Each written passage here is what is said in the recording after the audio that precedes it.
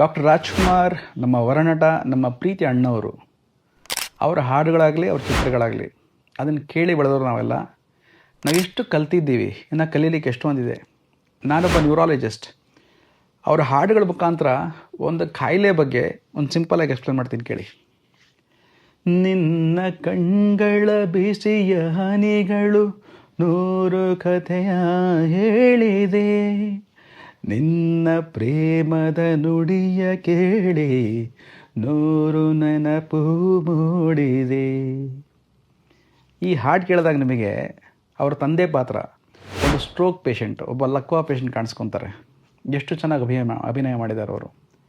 Stroke ಅನ್ನೋದು ಒಂದು complicated ನರಗಳ ಕಾಯಿಲೆ. ಈ ಸ್ಟ್ರೋಕ್ ಬಂದಾಗ ಪೇಷಂಟ್ಸಿಗೆ ಕೈಕಾಲು ಬಿದ್ದು ಹೋಗ್ಬೋದು, ಮಾತು ಬರದೇ ಇದ್ದಂಗೆ ಆಗ್ಬೋದು. ಇದೊಂಥರ ಪರ್ಮನೆಂಟ್ ಡ್ಯಾಮೇಜ್ ಇದ್ದಂಗೆ. ಬಟ್ ಇದಕ್ಕೊಂದು ಟ್ರೀಟ್ಮೆಂಟ್ ಇದೆ. ಬಟ್ ಬೇಗ ಬರಬೇಕು.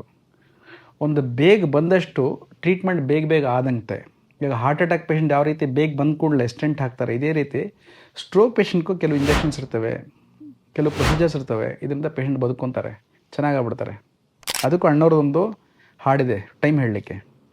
1 2 3 4 ಆಮೇಲಿನ್ನೇನು, 4 3 2 1 ಆಮೇಲೆ ಏನು.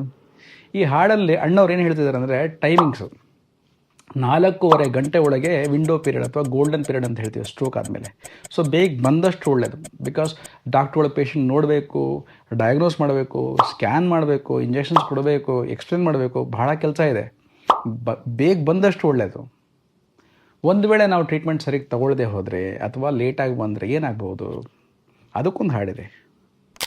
ಇದು ಯಾರು ಬರೆದ ಕಥೆಯೋ, ನನಗಾಗಿ ಬಂದ ವ್ಯಥೆಯೋ, ಕೊನೆ ಹೇಗೋ ಹೇಳಲಾರೆ, ಮರೆಯಾಗಿ ಹೋಗಲಾರೆ. ಇಷ್ಟೇ.